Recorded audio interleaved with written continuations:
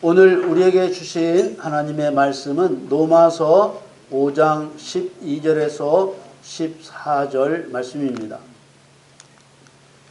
이러므로 한 사람으로 말미암아 죄가 세상에 들어오고 죄로 말미암아 사망이 왔나니 이와 같이 모든 사람이 죄를 지었으므로 사망이 모든 사람에게 이르렀느니라.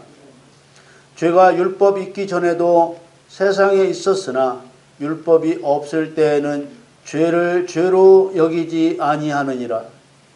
그러나 아담으로부터 모세까지 아담의 범죄와 같은 죄를 짓지 아니한 자들 위에도 사망이 왕노릇 하였나니 아담은 오실자의 표상이라.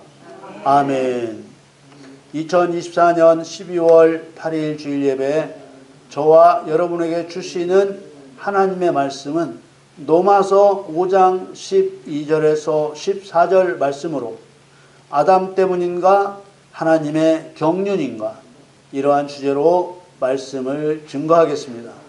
사랑하는 성도 여러분, 세상 모든 사람이 죄를 범한 것은 아담 때문입니까? 하나님의 경륜입니까?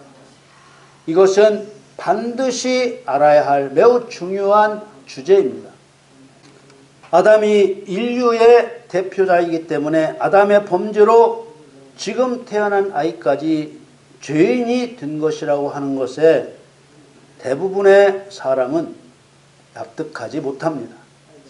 그러나 하나님의 목적을 이루시기 위해 모든 사람을 죄성이 있는 사람으로 창조하셔서 죄인으로 낮추셨다는 하나님의 경륜에 의한 것이라 하면 의문을 갖는 것이 아니라 믿을 것인지 믿지 않을 것인지 믿음의 결단 앞에 서게 됩니다. 아담은 오실자의 표상이라는 말씀에 수많은 그리스도의 비밀이자 성경의 비밀이 들어있습니다. 인간으로 창조된 아담은 오실자, 곧 그리스도의 모형이라는 이 말은 아담이 한 일들이 오실자 예수 그리스도께서 행하실 일을 미리 보여주는 그림자와 같다는 말입니다.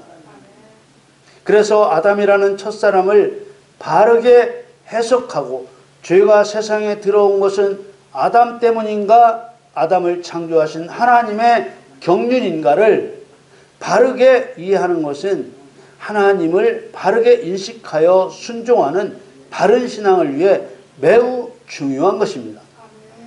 아담을 그리스도의 표상으로 인정하고 에덴 동산에서 일어난 일을 보면 놀라운 사실들을 발견하게 됩니다. 사람의 독처하는 것이 좋지 못하니 내가 그를 위하여 돕는 배필을 지으리라. 아담을 창조하신 후에 하나님이 하신 이 말씀을 아담을 그리스도라고 생각하며 들여다보면 그리스도의 신부를 어떻게 세우실 것인지를 미리 보게 됩니다. 참 놀랍지 않습니까? 이 말씀은 내가 혼자 있는 것이 좋지 못하니 내 신부를 지으리라. 이렇게 하나님께서 자기를 두고 하신 말씀이 되는 것입니다. 그렇게 되면 성경이 사람을 위한 이야기로 시작한 것이 아니라 하나님을 위한 이야기로 시작하셨다는 것을 알 수 있습니다. 아담을 깊이 잠들게 해서 갈빗대 하나를 취하여 여자를 만든 것은 예수 그리스도께서 십자가에서 죽으시고 창에 옆구리를 찔려 물과 피를 다 쏟음으로 사랑하는 자를 취하셨음을 보여줍니다. 이것이 우리가 알아야 할 성경의 비밀입니다. 에베소서 5장 31절 32절 말씀에 이러므로 사람이 부모를 떠나 그 아내와 합하여 그 둘이 한 육체가 될지니 이 비밀이 크도다. 내가 그리스도와 교회에 대하여 말하노라. 성경을 하나님의 경륜을 따라 보게 되면 하나님의 위대하신 뜻을 발견할 수 있습니다. 아담을 예수 그리스도라고 생각하며 성경을 보면 더 놀라운 일이 보이기 시작합니다. 여자가 그 실과를 따먹고 자기와 함께한 남편 아담에게도 주매 그도 먹었습니다. 십자가에는 죄인이 못 박혀 죽게 되어 있습니다. 예수님께서 십자가에서 죽으신 것은 아담 때문인가요? 하나님의 경륜입니까? 예수님은 죄를 지은 죄인이 아니십니다. 그러나 예수님은 죄 없는 죄인, 곧 죄인들로부터 죄를 넘겨받은 죄인이셨습니다. 아내 하와로부터 선악과를 넘겨받는 아담의 모습에서 죄인에게서 죄를 넘겨받으시는 예수님의 모습을 볼 수 있습니다. 무엇을 위해서 예수님께서 죄인의 죄를 넘겨받고 십자가에서 죽으셨습니까? 십자가에서 대신 죽는 한량없는 은혜와 사랑으로 죄인을 살리셔서 하나님을 사랑하는 사람으로 만들기 위해서였습니다. 그러므로 성경은 구원의 책이 아니라 사랑의 책입니다. 아담이 그리스도의 표상이기 때문에 창세기에 나오는 아담의 이야기는 하나님의 경륜의 중심 인물입니다. 아담의 이야기는 성경 전체를 관통하는 중심 주제이자 성경의 문을 여는 시작입니다. 아담이 여자에게 생명을 가졌다는 뜻의 하와라는 이름을 지어주고 하와에게 산자의 어미가 되게 하셨다는 것은 아담이 오실자의 표상임을 더욱 확실히 증거한 것입니다. 아담이 그리스도의 표상이 아니라 죄인에 불과하다면 어찌 사람에게 생명의 이름을 붙일 수 있겠습니까? 사람에게 생명을 주실 분은 예수 그리스도 한 분뿐이시기 때문입니다. 산자의 어미라는 말은 그리스도와 연합된 교회의 상징적 표현입니다. 산자, 곧 살아있는 생명을 가지신 분은 그리스도뿐이었지만 이제 구원을 받아 그리스도께 속한 자들도 생명이 있는 자, 곧 산자들입니다. 그런데 하와가 어떻게 산자가 되었는지, 왜 산자의 어미라고 했는지를 볼 수 있어야 합니다. 하와가 어떤 일로 산자가 되었습니까? 하와가 산자의 어미라는 칭호를 받기까지 그리스도의 표상인 아담과 교유의 모형인 하와가 연합하여 이룬 일이 있습니다.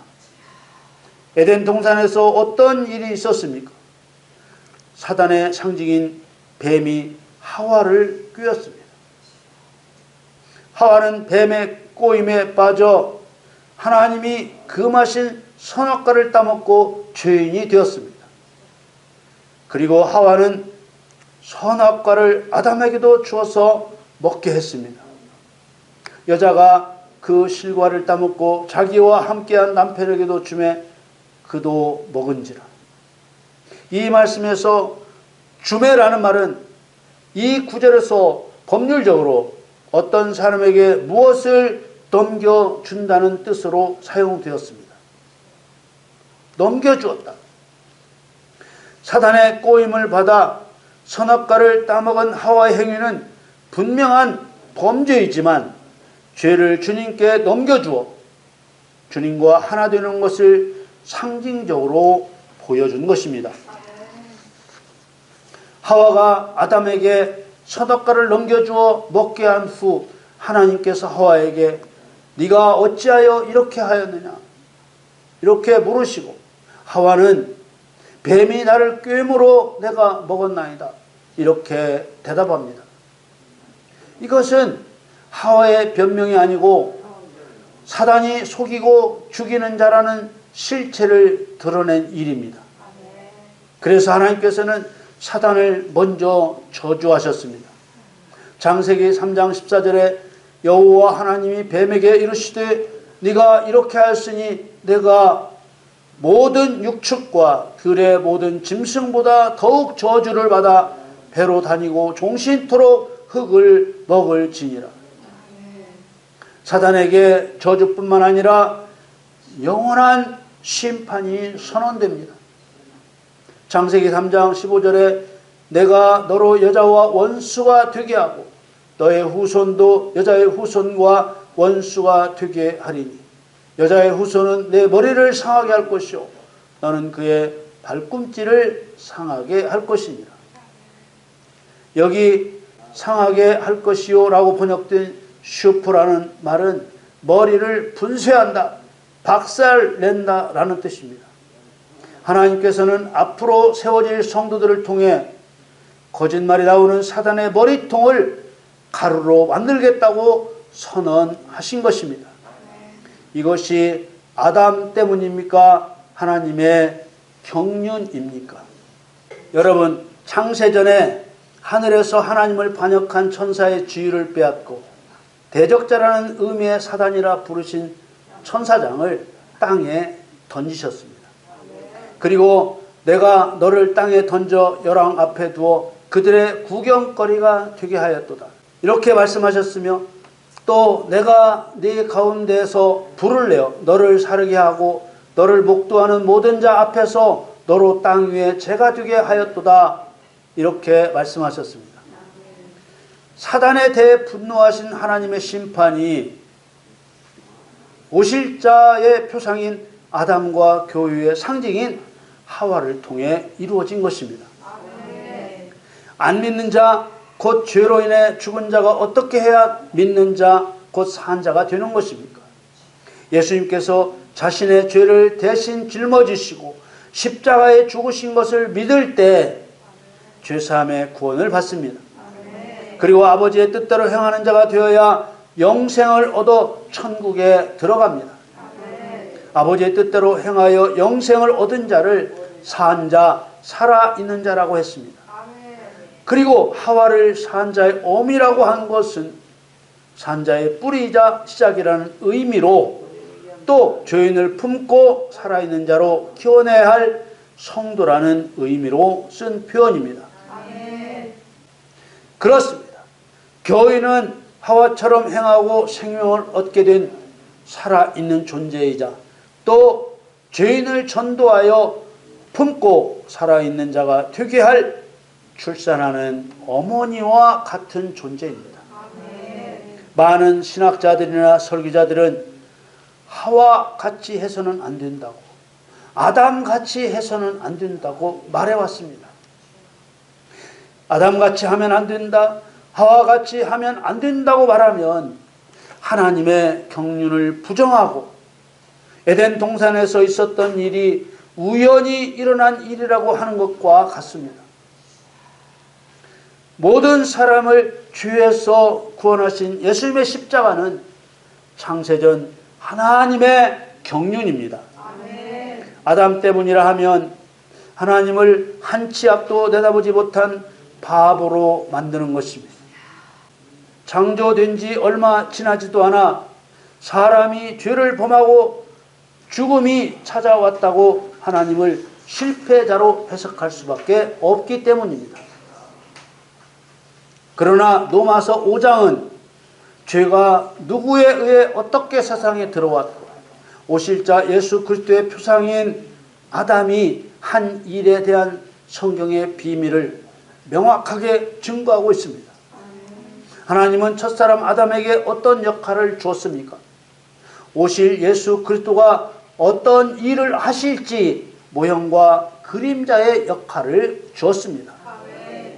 로마서 5장 12절 말씀에 이러므로 한 사람으로 말미암아 죄가 세상에 들어오고 죄로 말미암아 사망이 왔나니 이와 같이 모든 사람이 죄를 지었으므로 사망이 모든 사람에게 이르렀느니라.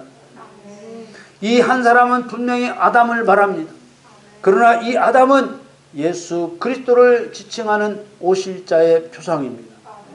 그렇다고 예수님께서 죄를 범하셨다는 뜻이 아니라 이 말씀은 분명하게 하나님의 계획으로 죄가 세상에 들어왔음을 증거하고 있는 것입니다. 이래야 창세 전에 그리스도 안에서 우리를 택하셨다는 말씀이 맞는 말이 되는 것입니다. 로마서 5장 13절에 죄가 율법 있기 전에도 세상에 있었으나 율법이 없을 때에는 죄를 죄로 여기지 아니하느니라. 율법은 모세를 통해 주셨으므로 아담의 때는 율법이 없을 때입니다. 그러나 율법이 없을 때는 죄를 죄로 알지 못했을 뿐이지 죄가 아니라는 말이 아닙니다.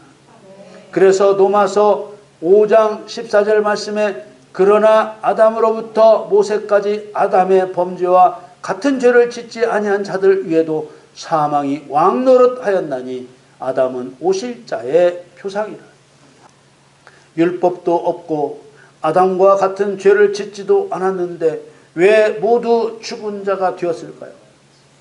그 이유는 죄가 하나님의 계획으로 세상에 들어왔고 모든 사람을 죄인이 되게 하실 하나님의 계획 때문입니다. 갈라디아서 3장 22절에 그러나 성경이 모든 것을 죄 아래 가두었으니 이는 예수 그리스도를 믿음으로 말미암은 약속을 믿는 자들에게 주리어 함이니라.